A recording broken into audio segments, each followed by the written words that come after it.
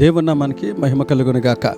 మన ప్రభువును రక్షకుడైన యేసుక్రీస్తు నామములో మీ అందరికీ వందనాలు. ఈ ఆదరణ గడి అయినటువంటి ఈ దైవిక కార్యక్రమాన్ని వింటూ ప్రోత్సాహపరుస్తూ బలపరచబడుతున్నాను. మీ అందరికీ ప్రత్యేక వందనాలు చెల్లిస్తున్నాను. మీరందరూ బాగున్నారు కదా? మీరందరూ ఆరోగ్యంగా సంతోషంగా ఉన్నారు కదా? దేవుడు దీవించాలని మనస్ఫూర్తి కోరుకుంటున్నా. దేవుడు మిమ్మల్ని దీవించునుగాక. మంచిది.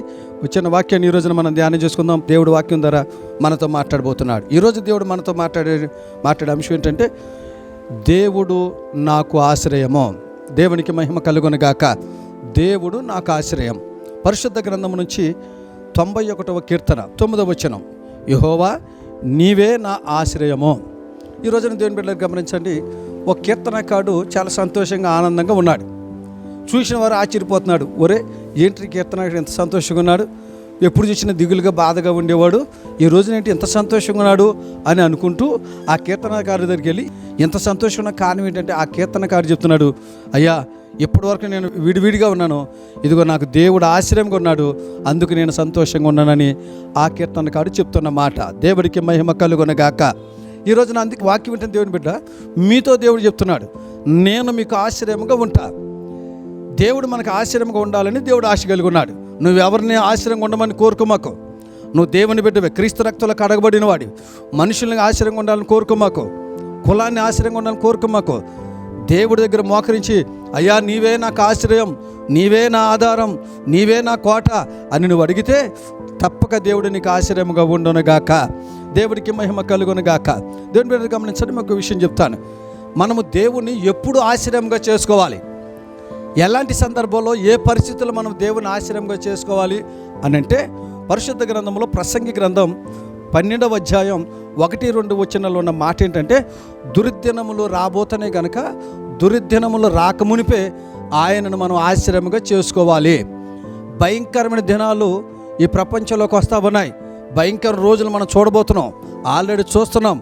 ఇవన్నీ రాబోతున్నాయి కనుక అందుకే దేవుడు ఈరోజు వాక్యం ఏంటంటే, మీతో దేవుడు చెప్తున్నాడు, మీరు నన్ను ఆశ్రయంగా చేసుకోండి. హల్లెలూయా. ఈ రోజున మనము దేవుని ఆశ్రయంగా చేసుకోవాలి. ఆయన ఆశ్రయంగా చేసుకుంటే ఏ దుర్దినములు రాకుండా దేవుడు తప్పక మనల్ని కాపాడుతాడు. దేవుని మీద గమనించండి, ఆయన ఆశ్రయంగా చేసుకోవటం వలన, ఆయన ఆశ్రయంగా మన కుటుంబానికి చేసుకోవటం మనకు కలిగే ఆశీర్వాదాలు ఏంటి? కీర్తనకారుడు అంటున్నాడు, నేను ఆయన ఆశ్రయంగా చేసుకున్నాను. ఎప్పుడు చేసుకున్నాను? దుర్దినములు కనబడుతున్నాయి కనుక నేను ఆశ్రయంగా చేసుకున్నా. ఆయన ఆశ్రయంగా చేసుకుంటే మనకు కలిగే ఆశీర్వాదాలు ఏంటో 2 విషయాలు చెప్తాను, జాగ్రత్తగా గమనించండి. మొదటిగా కీర్తనల గ్రంథం 28వ అధ్యాయం 7, 8, 9 వచనాల మాట ఏముందంటే, ఆయన ఎవరైతే ఆశ్రయంగా చేసుకుంటారో దేవుడు వారికి కాపరిగా ఉండునుగాక. హల్లెలూయా.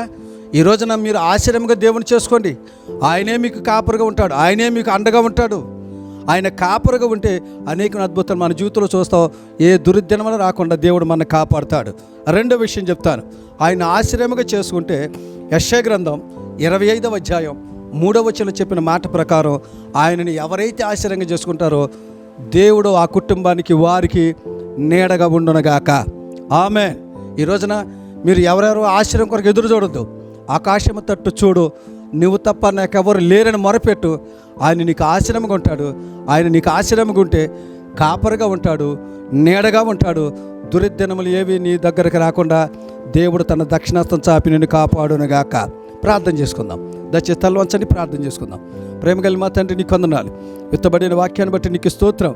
వాక్యం ప్రతి ఒక్కరి జీవితంలో ఫలింపచేయండి తండ్రి. మీరు ఆశ్రయంగా ఉండండి నాన్న. ఈ వాక్యాన్ని ఎవరైతే వింటున్నారో వారందరికీ ఆశ్రయంగా ఉండి ఏ దుర్దినములు రాకుండా కాపాడి బలపరచమని యేసు నామములో అడిగి పొంది ఉన్నాం తండ్రి. ఆమేన్. మరొకసారి మీకు ప్రత్యేక వందనాలు చెల్లిస్తున్నాను. ఆదరణ కలిగినటువంటి ఈ దైవిక కార్యక్రమ వాక్యం వింటున్న మీరు ఈ వాక్యం చేత బలపరచబడండి. అనేక మంది షేర్ చేయండి, దేవుళ్ళకి వాళ్ళు ఎదిగింపు చేయండి, అనేక మందికి మార్గదర్శకులుగా ఉండండి. దేవుడు మిమ్మల్ని దీవించునుగాక. మీ ప్రార్థన అవసరం మీకు ఎవరికైనా ఉంటే ఈ స్క్రీన్ మీద కనపడుతున్న నెంబర్లు ఫోన్ చేయండి. మీ కొరకు ఎప్పుడు మేము ప్రార్థన చేస్తాం. ఆయన కృప మీకు తోడే దీవించునుగాక. ఆమేన్.